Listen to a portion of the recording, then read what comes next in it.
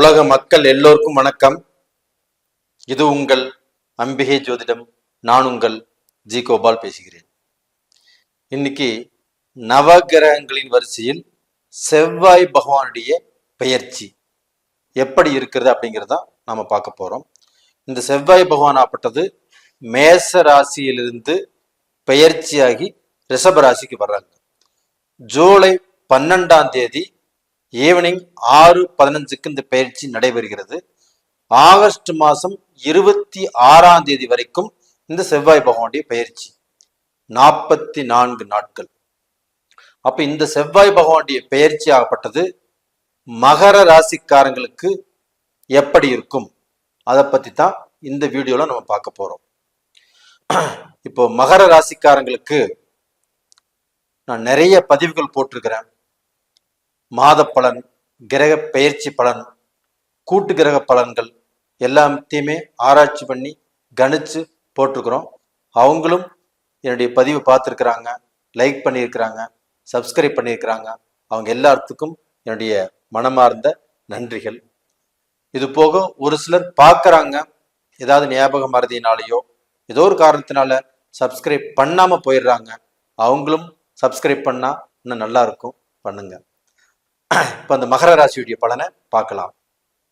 இப்போ மகர ராசி, இந்த மகர ராசிங்கிறது உத்திராட நட்சத்திரம் 2, 3, 4 பாதங்களும், திருவோண நட்சத்திரம் 1, 2, 3, 4 பாதங்களும், அவிட்ட நட்சத்திரம் 1, 2 பாதங்களை கொண்டது இந்த மகர ராசி. இந்த மகர ராசிக்கு செவ்வாய் பகவான் ஆப்பட்டது 4ஆம் இடத்து ஆதிபத்தியமும் 11ஆம் இடத்து ஆதிபத்தியமும் இந்த செவ்வாய் பகவான் பெறுகிறார். அப்ப இந்த 4ஆம் இடம் 11ஆம் இடம் என்பது நல்லது தானே. 11ஆம் இடம் என்பது லாபஸ்தானம், 4ஆம் இடம் என்பது சுகஸ்தானம். அப்போ இந்த மகர ராசிக்காரங்களுக்கு இந்த செவ்வாய் நல்லதுதான் பண்றாரு. அதனாலதான் அந்த செவ்வாய் பகவான் மகர ராசியில உச்சம் பெறுகிறார்.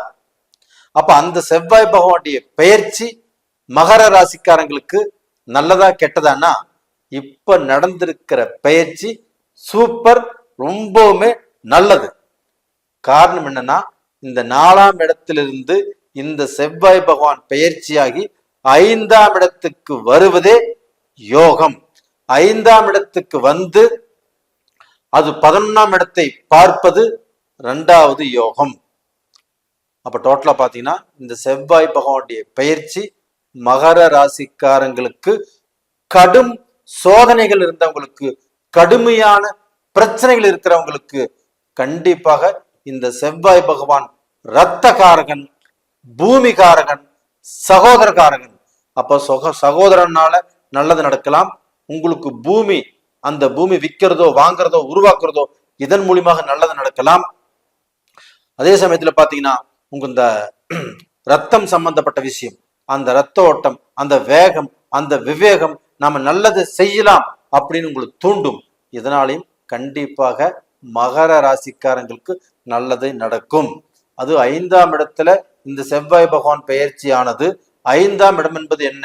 ஒருத்தருடைய வீரம், ஒருத்தருடைய வெற்றி, ஒருத்தருடைய புகழ், அவங்க எந்த ஸ்தானத்துல இருக்கிறாங்க அப்படிங்கறதுதான் இந்த 5ஆம் இடம். அது போக அவங்க உயர்வான அந்தஸ்துக்கும் அந்த ஸ்தானத்துக்கும் ஒரு பெரிய லெவல்ல போவதற்கும் இந்த 5ஆம் இடத்து செவ்வாய் பகவானால கண்டிப்பாக மகர ராசிக்காரங்களுக்கு ஒரு நல்ல பலன் கிடைக்கவிருக்கிறது. அப்ப அந்த 5ஆம் இடம் என்பது உங்களுக்கு ஒரு குபேர யோகம். அந்த குபேர யோகமாகப்பட்டது இப்ப இந்த செவ்வாய் பகவானாலையும் செவ்வாயோடு இணைந்திருக்கிற அந்த முழு சுபகிரகமான குரு பகவானாலையும் உங்களுக்கு நடக்கவிருக்கிறது. அப்ப அந்த குருவும் செவ்வாயும் இணைந்து குருமங்கள யோகத்தை மகர ராசிக்காரங்களுக்கு கொடுக்கிறாங்க. அந்த செவ்வாயும் அந்த குரு பகவானுடைய பார்வையாகப்பட்டது மகர ராசிக்கு 11ஆம் இடத்தை பார்க்கறாங்க, லாபஸ்தானத்தை பார்க்கறாங்க. இந்த லாபஸ்தானத்தை பார்ப்பது மட்டுமல்ல, உங்களுடைய ராசியவே அந்த குரு பகவான் பார்க்கிறார். அப்புறம் என்னங்க கவலை? மகர ராசிக்காரங்களே, உங்க வாழ்க்கையில நீங்க சோதனையை அனுபவிச்சீங்க, வேதனையை அனுபவிச்சீங்க, அடுத்தவங்கனால மரியாதை குறைவாச்சு, உங்களை கேவலப்படுத்தினாங்க, உங்களை பார்த்து இகழ்ந்து பேசினாங்க, நீங்க முன்னுக்கு வரமாட்டீங்க அப்படின்னு அவங்க நினைச்சாங்க. இது எல்லாமே உங்க வாழ்க்கையில நீங்க பங்கப்பட்டது. அது போக ஒரு நல்ல தொழிலை சிறப்பாக எடுத்து நடத்த முடியல, அதுல நஷ்டம். நம்ம எந்த வியாபாரம் பண்ணினாலும் அதுல முன்னுக்கு வர முடியல, அதுலயுமே நஷ்டம். நம்ம பிசினஸ் பண்ணி நஷ்டம். ஒரு வேலைக்கு போலாம நினைச்சோம், அந்த வேலைக்கு 3 மாசம் போனோம், அடுத்த 3 மாசம் போக முடியல. தொடர்ந்து அந்த வேலையை செஞ்சுட்டு இருந்தோம், அந்த வேலையை செய்ய முடியாத சூழ்நிலைக்கு இப்ப வந்துட்டோம். செஞ்சுட்டு இருந்த வேலையுமே திடீர்னு நிக்க சொல்லிட்டாங்க. இந்த மாதிரி பிரச்சனைகள்ல நிறைய பேர் வாழ்ந்துட்டு இருக்கிறீங்க. இன்னும் ஒரு சிலர் ஆகப்பட்டது தன் குடும்ப, இவர் மகர ராசியில பிறந்து அவர் நல்லவராக இருந்தாலும் அவங்களுடைய பார்ட்னர் இவங்களை நல்லபடியாக புரிஞ்சுக்க முடியாத சூழ்நிலை. அப்போ நமக்கு இந்த 7 சனி தான் நம்மளை இந்த அளவுக்கு குழப்பம் பண்ணுது அப்படிங்கிறது தெரிஞ்சுக்கிட்டு அதையுமே பொறுத்துக்கிட்டு மகர ராசிக்காரங்கள் வாழ்ந்துட்டு இருக்கிறீங்க. அப்ப இவ்வளவு கஷ்டங்களை நீங்கள் பொறுத்துட்டு இருக்கிறீங்கன்னா கண்டிப்பாக நீங்க சாதிக்க பிறந்தவர்கள். உங்களுடைய லட்சியத்தை நீங்கள் அடைந்தே தீருவீங்க. நீங்க எந்த ரூபத்திலும் வீணாக போவதற்கு வாய்ப்பே இல்லை. அப்ப அந்த 7 சனி காலகட்டத்துல இப்ப இன்னும் உங்களுக்கு 9 மாசம் தான் இருக்குது. இந்த 9 மாசமும் இந்த 7 சனியால் நம்ம பாதிக்கப்பட்டுருமா அப்படின்னா இல்ல. கண்டிப்பாக நீங்கள் உங்களுடைய பாதிப்புங்கிறது 7 சனியிலிருந்து நீங்க விலகிட்டீங்கன்னு நினைச்சுக்கோங்க. காரணம், குரு பகவான் உங்களுடைய ராசியை பார்ப்பது, முழு சுபகிரகமான குரு பகவான் உங்களுடைய ராசியை பார்க்கறதுனாலையும் அந்த குரு பகவான் வரக்கூடிய மே மாசம் வரைக்கும் உங்களுடைய ராசியவே பார்த்துட்டு இருப்பாரு. அப்ப உங்களை தவறான பாதையில போறதுக்கு விட மாட்டாரு. தவறான வழியில இருந்தவங்களை, தவறான வழியில போயிட்டு இருந்தவங்களை, இப்ப குடிச்சிட்டு இருந்தீங்க, சூதாடிட்டு இருந்தீங்க, பொம்பளை விஷயத்துல போயிட்டு இருந்தீங்க, உங்களை நல்ல பாதைக்கு இழுத்துட்டு வருவாரு. அப்ப டோட்டலா பாத்தீங்கன்னா உங்களுக்கு நல்ல பாதையை காட்டுவாரு. அப்ப அந்த செவ்வாயும் உங்களுக்கு 11ஆம் இடத்தை பார்க்கறதுனாலையும் இந்த செவ்வாய் பகவானுடைய பெயர்ச்சியும் இந்த காலகட்டத்தில் மகர ராசிக்காரங்களுக்கு ஒரு அற்புதமான பலனை கொடுக்கவிருக்கிறார் அப்படிங்கிறத நான் சந்தோஷமாக மனதார சொல்லிக்கிறேன். மகர ராசிக்காரங்கள் கண்டிப்பாக வீழ்ந்தாலும் வாழ்வார்கள், எழுவார்கள். அப்போ நீங்க கண்டிப்பாக இப்போ உங்களுக்கு நல்ல சுறுசுறுப்பு வந்துடும், ஒரு தேகத்துல ஒரு நல்ல எழுச்சி வரும். உங்களால எதையுமே சாதிக்க முடியும், நம்மளால சம்பாதிக்க முடியும், நம்ம நல்ல நிலைமைக்கு வர முடியும். இதற்கு முன்னாண்ட நடந்ததை எதையுமே நினைச்சு பார்க்காதீங்க, அழிச்சிருங்க. இந்த கணத்திலிருந்து இந்த நேரத்திலிருந்து நீங்கள் பார்க்க போன முன்னேற்ற பாதையை நோக்கி நீங்க போக போறீங்க. அதனால இந்தியாவில் இருந்தாலும் சரி, நீங்க வெளிநாட்டில் இருந்தாலும் சரி, வெளிநாட்டு சிட்டிசனாக இருந்தாலும் சரி, உங்க வாழ்க்கையில நீங்க நல்ல பொசிஷனுக்கு வர போறீங்க.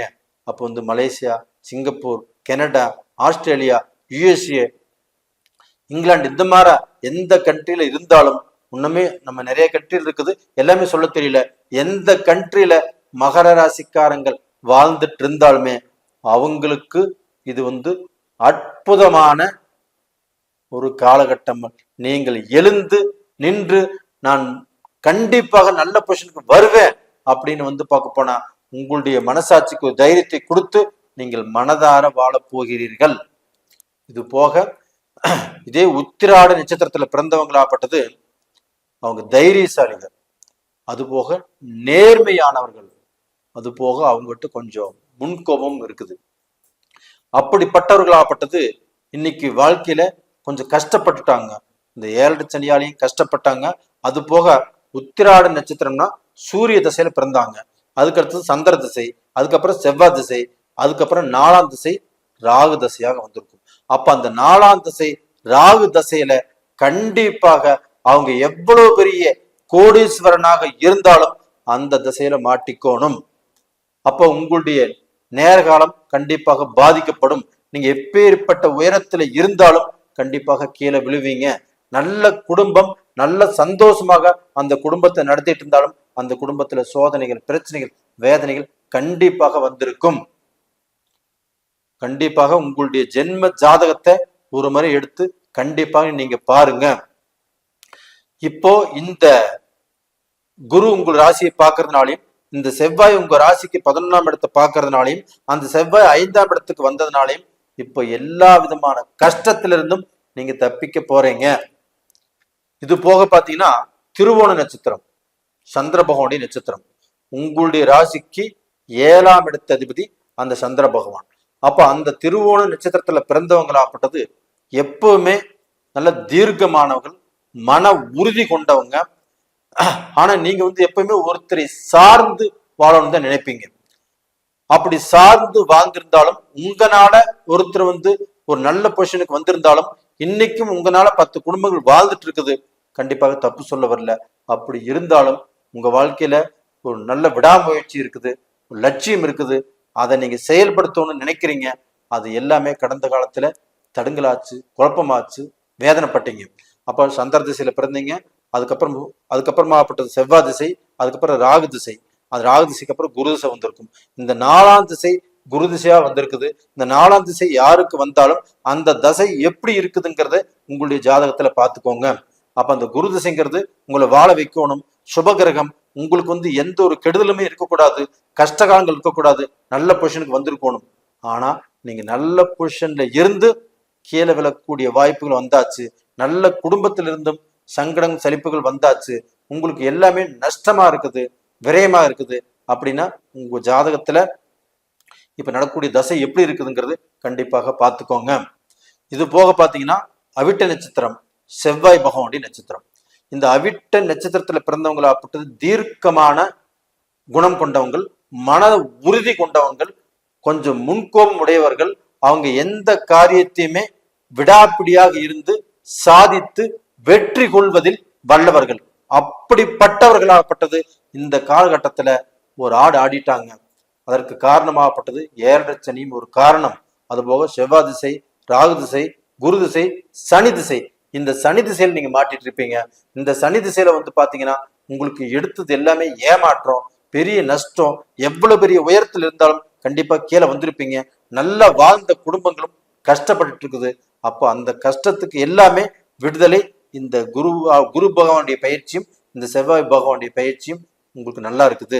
இது போக அந்த தசைகள் உங்களுக்கு நல்லா இருக்குதா இல்லையான்னு உங்க ஜென்ம ஜாதகத்தை ஒரு முறை பார்த்துக்கோங்க. உங்க குடும்ப ஜோசியர்கிட்ட பாருங்க. அப்படி பார்க்க முடியலன்னா எங்கிட்ட பார்க்கணும்னு நினைச்சீங்கன்னா கீழே 2 நம்பர் கொடுத்துருக்குறோம், கான்டாக்ட் பண்ணுங்க. நேயர்களே, இந்த பதிவு பிடிச்சிருக்குன்னு நினைக்கிறேன். பிடிச்சிருந்தா லைக் பண்ணுங்க, சப்ஸ்கிரைப் பண்ணுங்க, உங்க சொந்த பந்தங்களுக்கும் அனுப்பிச்சு வைங்க. உங்களிடமிருந்து விடைபெறுவது உங்களின் ஜி கோபால். நன்றி, வணக்கம்.